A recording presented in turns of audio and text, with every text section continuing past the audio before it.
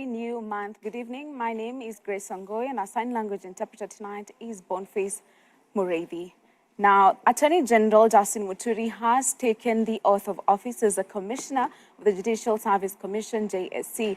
Muturi was sworn in a ceremony presided over by Chief Justice Martha Koome at the Supreme Court on Tuesday morning. Muturi was sworn in as the Kenya's Attorney General at State House, Nairobi last month, following his nomination by President William Ruto. Now assumes the role of the principal legal advisor to the government and is also an ex-officio member of Parliament and the Cabinet.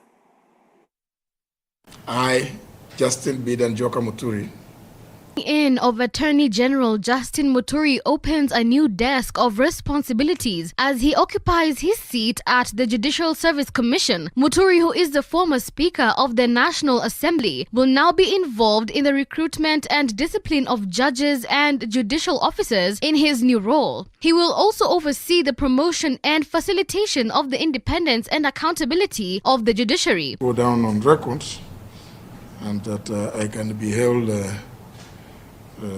accountable. Speaking after the oath-taking, Muturi assured of his commitment to work and discharge his duties to his level best. He committed to upholding the independence of the judiciary and further vowed to ensure accountability by the Commission to the people of Kenya. And this is my first day with you. May I assure you of my full and unwavering support and commitment towards the fulfillment of the role of this commission. Our membership to this commission provides us with an opportunity to engage collegially and to benefit from our different diverse experiences. Chief Justice Koome, on her part, expressed confidence in Muturi's deliverables, noting that he will be expected to manage astute relations between the executive and the judiciary. We know you absolutely understand the issues, the challenges that we are facing within the administration of justice, and we truly look forward to working with you. We have watched your stellar career as a member of Parliament and as a speaker, and the monumental transformation you have undertaken in Parliament, the infrastructure undertakings that you have taken through those years that you have served as a speaker, and we are really looking forward to benefiting from your resourcefulness. Muturi assumes office at a time when the executive and the judiciary have experienced strained relations in recent times under the leadership of former Attorney General Paul Kihara Kariuki. The relationship aggravated when former President Uhuru Kenyatta declined to swear in 41 judges recommended by the Judicial Service Commission during the tenure of former Chief Justice David Maraga. Part of his priority as the Attorney General is to ensure a smooth working relation between the two arms of government, which he has promised to facilitate during his vetting by the National Assembly Committee on Appointments last month. Discharge the trust, perform the functions, and exercise the powers devolving upon me by virtue of this appointment without fear, favor, bias, affection, ill will, or prejudice. So help me God. Other duties within the mandate of the Attorney General include being the government's principal legal advisor, discharging the functions of a cabinet secretary in relation to the Department of Justice, and providing policy, coordination, and oversight with regard to various legal sector institutions. Reporting for Hope TV Newswatch, I'm Tiffany Womboy. Thank you, Tiffany, for that report. Moving on, the government has made a new allocation of 2 billion shillings for food relief to counties affected by the severe drought in many parts of the country. Speaking on Tuesday while being installed as a patron of the Kenya Red Cross Society at State House in Nairobi, President William Ruto stated that his government will also raise an additional 10 billion shillings to fight the drought. As Kennedy Kimani now reports, the head of state says he is confident that the interventions being undertaken together with development partners and the private sector will save the lives of Kenyans in areas worst affected by the drought. Speaking on Tuesday while being installed as the patron of the Kenya Red Cross Society at State House in Nairobi, President William Ruto said that the government has made a new allocation of 2 billion shillings for food relief to counties affected by the severe drought in many parts of the country. Because the situation is both urgent and the situation is also dire, we have agreed that additionally to the 3.2 billion shillings government already made available, we are making again this morning an additional 2 billion shillings to support this food distribution mechanism. And later in the week, I will be meeting with other development partners to agree on a budget that will support and make sure that no Kenyan suffers death from this intervention. President Ruto says Kenya Red Cross Society will use 600 million to buy food from areas in the country that have food surpluses such as Western, parts of the Rift Valley and Nyandarua County, among others. As a government, apart from dealing with the current situation of drought, we are also making sure that we have continuous, sustained, predictable supply of food in our country. And that is why we are investing in fertilizer, we are investing in good quality seed, we have a huge program on irrigation, and we will be working with the Kenya Red Cross and other humanitarian organizations to build capacity in our communities, even as we build the infrastructure to harvest water. With the biting drought, President Ruto says he is confident that the interventions being undertaken, together with the development partners and the private sector, will save the lives of Kenyans in areas worst affected by the drought. Kennedy Kimani, Hope TV Newswatch, Nairobi. Thank you, Kennedy, for that report. Still in matters to do with the drought, the ravaging drought in Ganze ward in Ganze sub-county in Kilifi County has threatened to disrupt implementation of the competency-based curriculum and shutdown of early childhood development and education centers, even as teacher scarcity continues to pose a hindrance to learning. According to stakeholders in the area, many parents are unable to raise funds to pay ECDE teachers and also to fund CBC practical lessons. The drought has seen many families go to bed hungry and has led to increase in school dropouts. Here is the report. Families in Ganze ward in Ganze sub-county are faced with the difficult choice daily of whether to place food on the table or keep their children in school. With the biting drought continuing, the decision becomes less and less difficult, as indicated with the low turnout of learners in secondary schools and in most schools with ECD centers.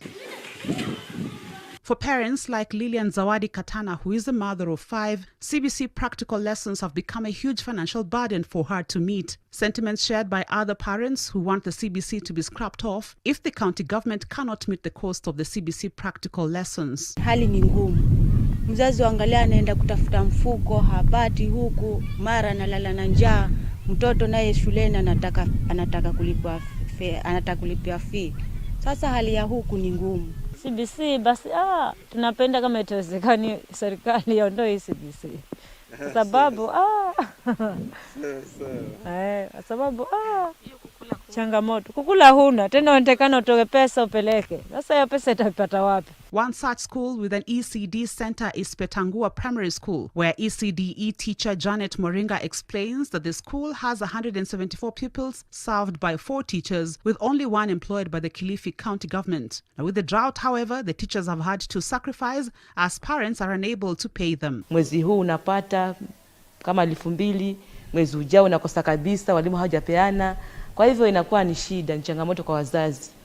Manake mzazi akipata pesa tu hivi kidogo anaenda kwa unga tayari. Hataki kulipia shule.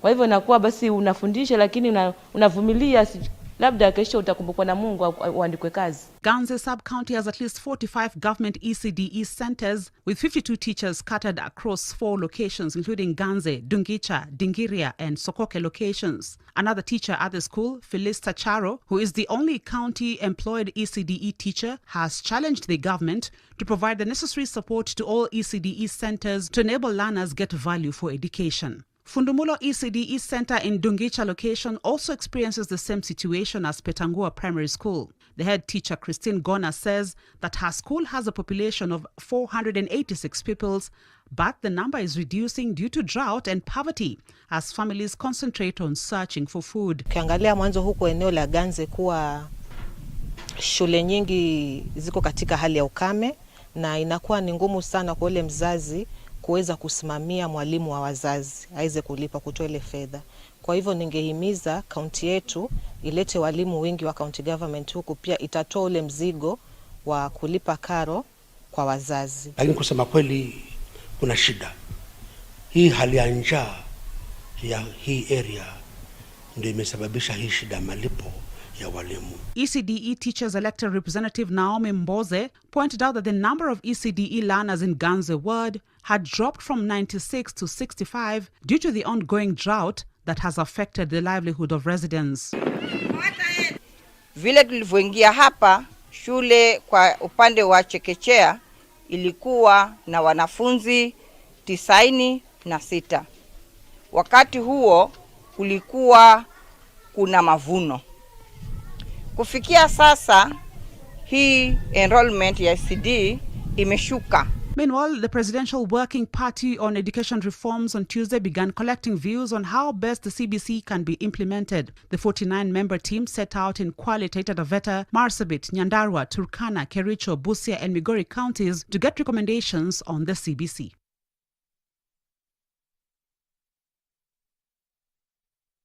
Families from Mithuri Estate in Naivasha Sub-County, Nakuru County, have received their first batch of government relief food after being identified as one of the hardest hit constituencies in Nakuru County by the ongoing drought. So far, all the 8 wards, including 2 that for years have acted as the region's food basket, are in dire need of food donations as the dry spell continues.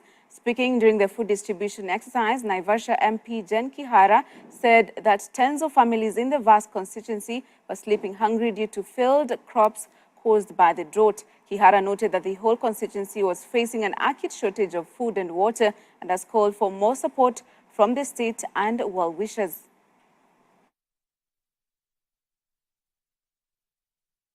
Janga limeuma kila mahali. Tunajua ile chakula imekuja ni kidogo sana sana. Upande wa Mai Mahiu huko Longonot watu wako njaa sana. Na mahali hata kuna kuanga chakula. Unajua watu wa Naivasha tunapata chakula kutoka Maela na Ndabibi. Lakini sasa hata huko kumekauka. Kwa hivyo ni kuomba kila mtu ambaye ako na kitu anaweza peana ama share na rafiki na yule hana wajitokeze tusaidie watu wa Naivasha jameni. Sasa kuna tabu sana ya chakula. Atupati kama mimi ni mgonjwa wa mguu hata hakuna pahali natembea. Sasa tumesema asadi na mbarikiwe na Mungu, hata serikali yetu pia ibarikiwe na nyinyi Mungu awe na nyinyi. Sababu ni vizuri sasa sitarara njaa. Maji hatuna. Hata maji hatuna. Kwa sababu saa nyingine tuko na haka katangi na saa nyingine kanakosaga kutosha hii area ya Mithuri. Kwa hivyo tunaweza kufurahia kama maji inaweza kutukuta sisi yote mahali mtu anaishi. Ningeliomba serikali itujali kuhusu hii kijiji chetu hiki. Ingawa natujali kuhusu chakula, ningeomba sana watujali kuhusu kutugawia ili tupatiwe mahali popote ili mtu hata ingawa kama atapata 5 by 100 ni sawa tu, manake mtu ya aina hiyo atakuwa amejinufaisha kimaisha. Let's now move to Kilifi County, where a 63-year-old Kilifi man from Matulani village in Viragoni sub-location is lucky to be alive after he was attacked by assailants known to him about a week ago. Kazungu Kanubi was admitted in critical condition at the Coast General Teaching and Referral Hospital following the October 23 attack. According to the area village elder Karisa Katana, the attack was based on witchcraft allegations and a land dispute to which Kanubi is a key witness. The elder has since questioned why the police have released the culprits who have continued to intimidate the villagers. Grey-haired elders in parts of Kilifi and Kwale counties have over the years been living in fear due to the continued killings by locals who associate them with witchcraft. Kazungu Kanubi, who hails from Matulani village in Viragoni sub-location, is the latest victim to fall prey to the assailants after he was attacked and critically injured. Unfortunately, the attack, which was by perpetrators known to him, led to his hospitalization at the Coast General Teaching and Referral Hospital since 23rd October 2022. Wale ambao walimfuata Kanubi walikuwa wakijulikana kwa sababu walimwambia Kanubi moja kwa moja kwamba wanasema Kanubi wanamwambia ni mchawi. Na hao Kanubi alikuwa hajasema. Na mimi kupitia kwa mzee wa mtaa hao walikuja kwangu na wakaja wakaniambia, nikamwambia mngojeni mzee Kanubi mwenyewe mumuone, basi amwambie nyinyi ni wachawi, ndio kama nikuchukua hatua mfanye nini? Mchukue. Siku hiyo tarehe 23 mzee akaenda kukatwa mapanga mpaka akawa ni mahututi. Siku ile ya kesi alikuwa wodi Makadara hospitali. Hiyo kesi ilianza kesi ya mashamba, alafu ikatoka kesi ya mashamba ikaingia kesi ya uchawi. Village elder Karisa Katana explained that it was not the first time Kanubi was attacked, but that he had just recently narrowly escaped the attack after his eldest wife cried for help and alerted the neighbors, scaring away the attackers. Although the matter was reported at the Bamba police station and the perpetrators arrested, they were released on cash bail. Later, the culprits were rearrested and arraigned in a Kilifi court after they persisted with threatening the man. Tarehe 5 mwezi wa 7 kuna mzee Kanubi Popo alifatwa nyumbani kwake na majambazi, wakawa wanataka kumkata, lakini bahati nzuri akatoka bibi yake mkubwa. Wale majambazi walipompata bibi yake mkubwa anapiga nduru, wakakimbia. Tarehe 6 mwezi wa 7 akaenda station polisi Bamba, akaenda kuripoti kisa hicho.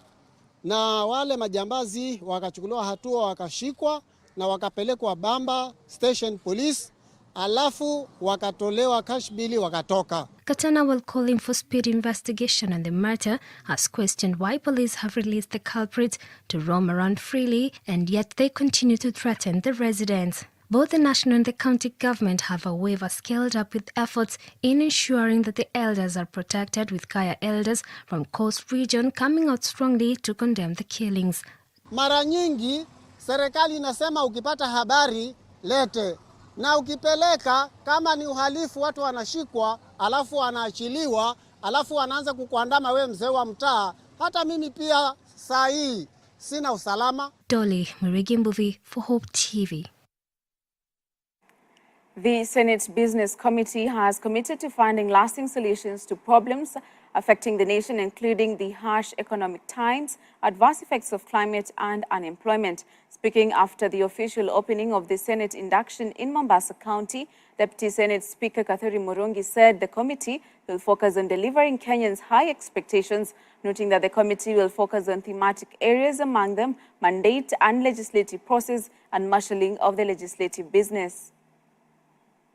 They are not listening and they would want to vote. It is important they listen to what the law says. Samuel Njoroge has been appointed as the new National Assembly clerk following a recommendation by the Parliamentary Service Commission PSC. According to the body, Njoroge was picked from a list of 4 candidates following interviews that were conducted last Friday. While tabling the recommendation before the House, Eldas Member of Parliament Aidan Kainan, a PSC commissioner, mentioned that Njoroge scored the highest as compared to the other candidates. Pursuant to the provisions of Article 127(6)(b) and Article 128(1) of the Constitution, Mr. Speaker, in furtherance of the resolution of the Parliamentary Service Commission of 7th April 2021, this House approved the appointment of Michael Selai as a clerk of the National Assembly on contractual terms, Mr. Speaker, with effect from 26 May 2021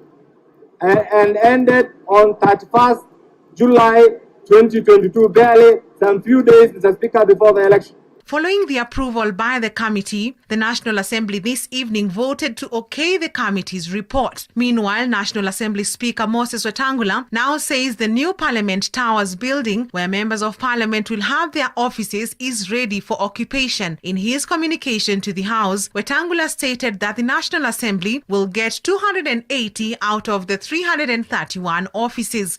The facilities so provided include suitable office accommodation for members. It is in furtherance of this mandate that the Commission embarked on the construction and furnishing of the new office block. The work is nearing completion, and indeed you may recall that during your induction program, the administration had expressed optimism to settle members in the new office block. The clerk has been instructed to allocate offices starting next week on Monday. Article 128(1) of the Constitution, Mr. Speaker. Reporting for Hope TV Newswatch, I'm Tess Njenga.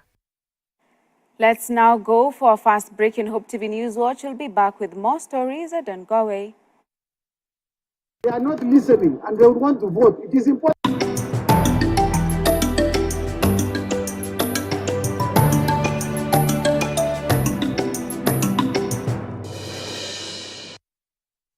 Hope TV is where you look and live, with an excellent selection of the best Christian programming consisting of local and international content, of inspirational stories, talk shows, Bible commentary, youth, health shows, children entertainment, contemporary gospel music, extended times of worship, live broadcast, news, movies, drama, Christian ministry programs, and so much more. Hope TV is another quality service from Christ is the Answer Ministries, with over 45% of authentic and credible local content every week.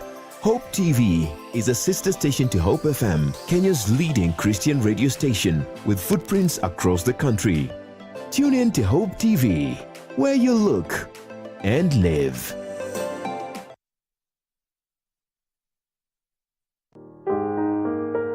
This week on Testify. Chukua gas na TV, mimi nimebeba TV, sasa tunakuja kwa stage kupanda gari. Kufika tu stage hivi. Karibu kufika stage hapo mlolongo kwa stage. Tukashtukiwa hizi kupe kuna watchman walikuwa watu wametuona au Mamasai. Hawa ndio hawa hizi. Ule badala aachilie gas chini, yeye baada anang'ang'ana nayo. Brigadier kashikwa. Alipigwa, mimi nikaachilia nini hapo kwa lami, hapo mlolongo kwa lami. TV kubwa hivi nikaachilia kwa lapa, nikavuka barabara, kulikuwa na msituni hapo mlolongo, nikaingia kwa hiyo msituni ndani na tumu ndani, nikaingia huko ndani sasa, na watu matochi zikimulika kwa wapi. Only on Hope TV, where you look and live.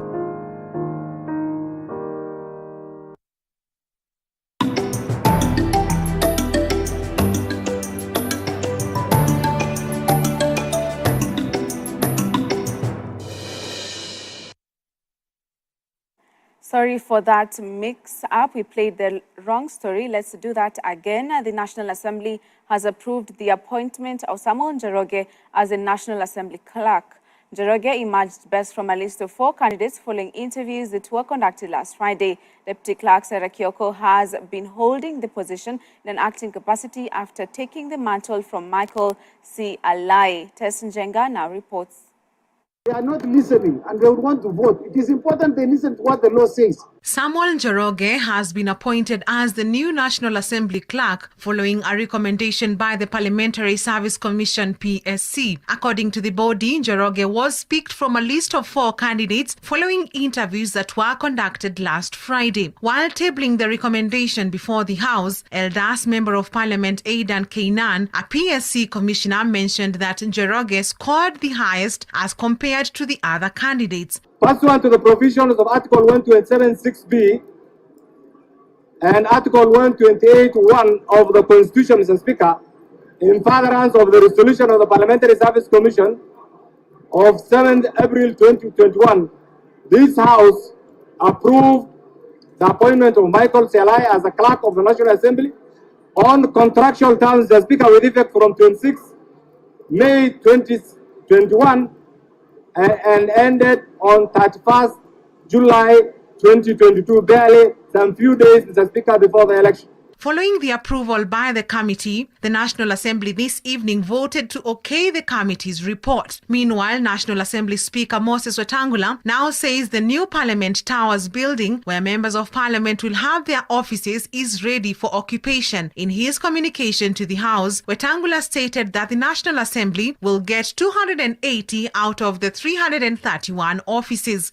The facilities so provided include suitable office accommodation for members.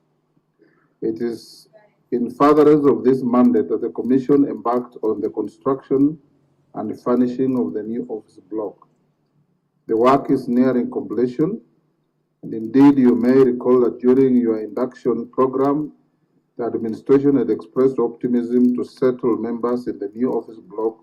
The clerk has been instructed to allocate offices starting next week on Monday. Article 128(1) of the Constitution, Mr. Speaker. Reporting for Hope TV Newswatch, I'm Tess Njenga. Thank you, Tess, for that report. Moving on, the Senate Business Committee has committed to finding lasting solutions to problems affecting the nation, including the harsh economic times, adverse effects of climate and unemployment. Speaking after the official opening of Senate induction in Mombasa County, Deputy Senate Speaker Kathuri Murungi said the committee will focus on delivering Kenyans' high expectations, noting that the committee will focus on thematic areas among the mandate and legislative process and marshalling of the legislative business. It is our duty to step up to the plate and join in efforts not only to find lasting and sustainable solutions to these challenges, but also give hope to our people. We've made tremendous progress, by the way. As a Senate Business Committee of Senate, we have laid down what will be our proposal to our sister house on what, because as you're aware, we're in the process of entering a consent on the matter that is before the Supreme Court between both houses, the National Assembly and the Senate.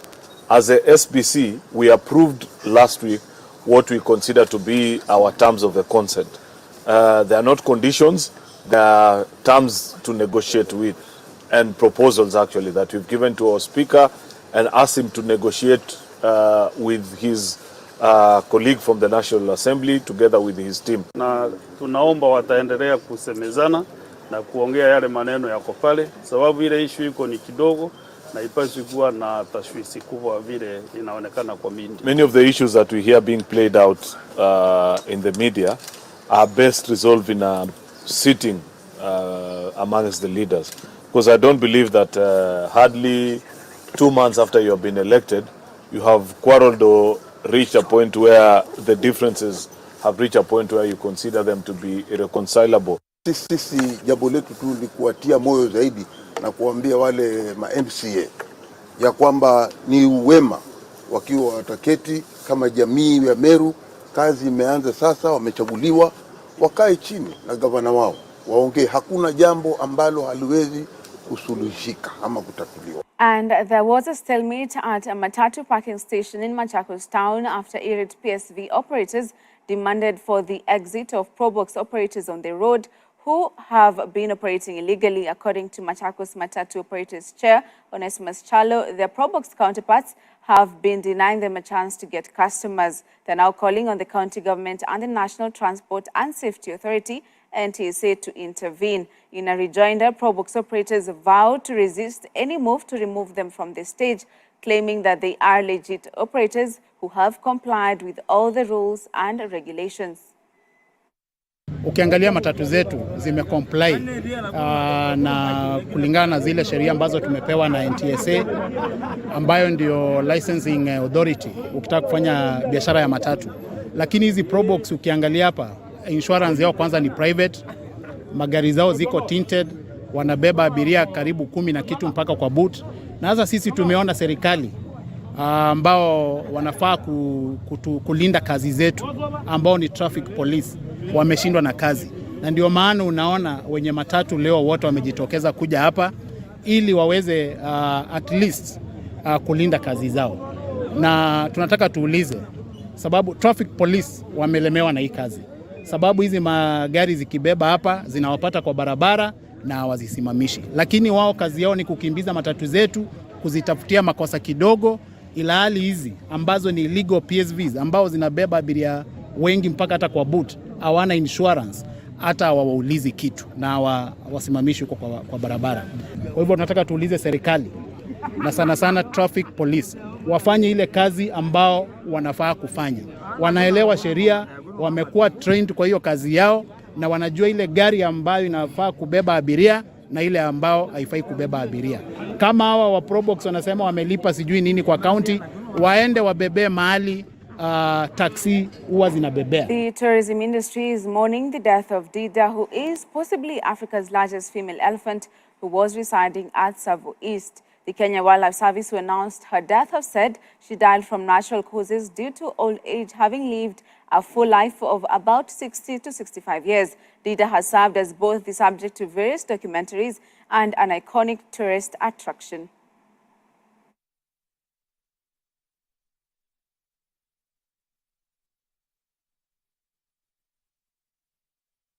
Now for our international news, Lula claimed victory in Brazil's presidential election, defeating incumbent right-wing leader Jair Bolsonaro, who with less than a 2% margin. This was a comeback for Lula, who was president for 2 terms between 2003 and 2010, but then subsequently accused of corruption. After a tense vote count, supporters of the one-time metal worker from Brazil's impoverished northeast took celebrations to the streets, chanting Lula's name, honking horns and letting off fireworks. Lula pledged to end illegal deforestation of the Amazon and abolish a constitutional spending cap to allow the government to spend more on infrastructure and social projects.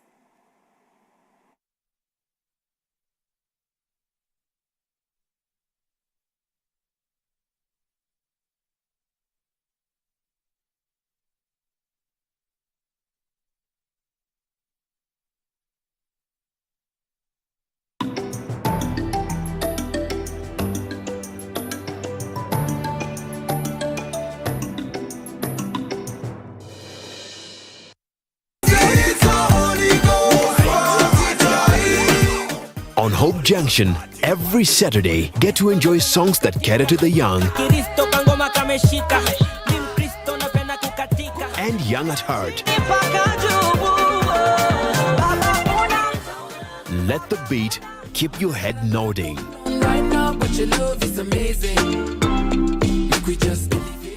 That's every Saturday on Hope Junction.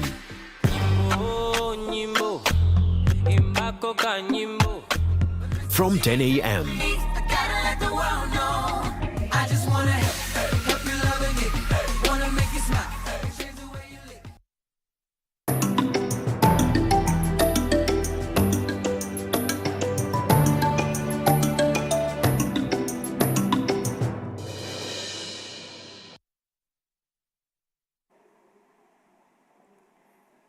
Thank you for staying with us. Now, CIC Group has today kicked off the sale of its 50-acre land located in Kiambu. The land, which is part of a 200-acre property neighboring Tatu City, has been subdivided into quarter-sized plots for easier purchase, with prices starting from 7 million shillings. The residential plots, which will be sold to homeowners, will be set in courts within the larger gated community. The sale of the land comes after CIC received all regulatory and shareholder approvals required for the sale. Cash buyers will be granted access to their plots for development on full payment of their plots. CIC has partnered with Cooperative Bank to provide financing. So over the years, our investment decisions are geared towards building CIC's potential in terms of capital and asset position, and this is definitely for long-term sustainability. So with that in mind, this land is therefore a prime investment as it is positioned in a rapidly developing area, coupled with high demand for residential units in Nairobi and its environs. This property provides an easier option for Kenyans to own homes, and this is more because together with our financing partners, the Cooperative Bank, we will be using the buy and the build model, which is cheaper and helps buyers to develop customized homes. And the critical and important thing is that as we bought this land, it was one way of diversifying our investments, not as a way of speculating, but as a way of a good vision that we wanted to play a part in the real estate sector. Nevertheless, of course, this is land that is very prime. It has really appreciated in terms of value. Yego Global has launched operations in Kenya through its subsidiary Yego Mobility Kenya Limited to provide customized taxi hailing services that are set to revolutionize urban mobility in the country with better terms for drivers and fair prices for passengers. The launch follows in-depth on-ground feasibility studies over the past 2 years and targets the pain points of the driver community and passengers. According to the company, fares will be kept in line with the prevailing fuel prices and traffic situations, and drivers can withdraw their earnings on demand with the actual processing fees. Commenting on this, CEO and founder of Yego Global, Kana Singh, said they are providing a customer solution for Kenya, one that has been purpose-built to free the driver community from the digital slavery of the gig economy. Yego Global has been operating in Rwanda since 2016, where it became the first license to provide a smart mobility solution using intelligent connected fare meters, ICFM.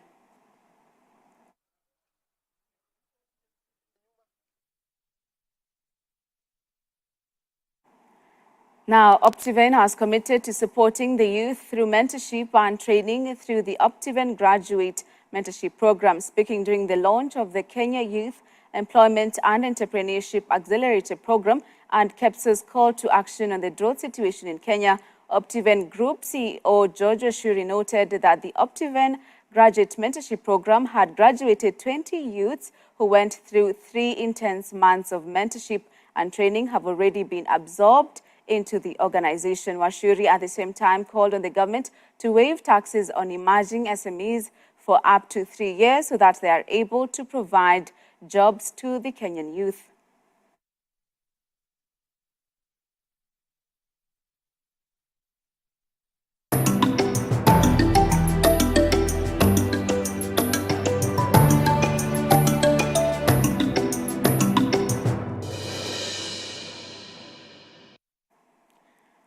Now to our sports news. Sports Cabinet Secretary Ababu Namwamba is this Thursday set to meet FKF Premier League clubs chairman as efforts to resolve football impasse gather pace.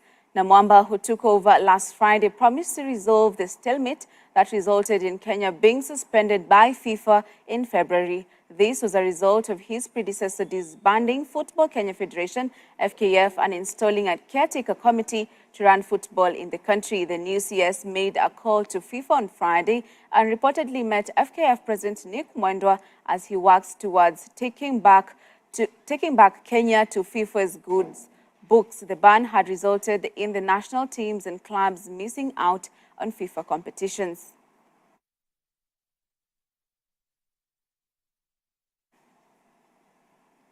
Moving on, Vihiga Bullets have appointed former Tusker FC and Bandari assistant coach George Owoko as the new head coach, succeeding Abdallah Juma, who has been promoted to the technical chief position. The Ugandan coach signed a 2-year deal today, and he is expected to guide the side in finishing among the top 5 teams in the Kenyan Premier League campaign next season.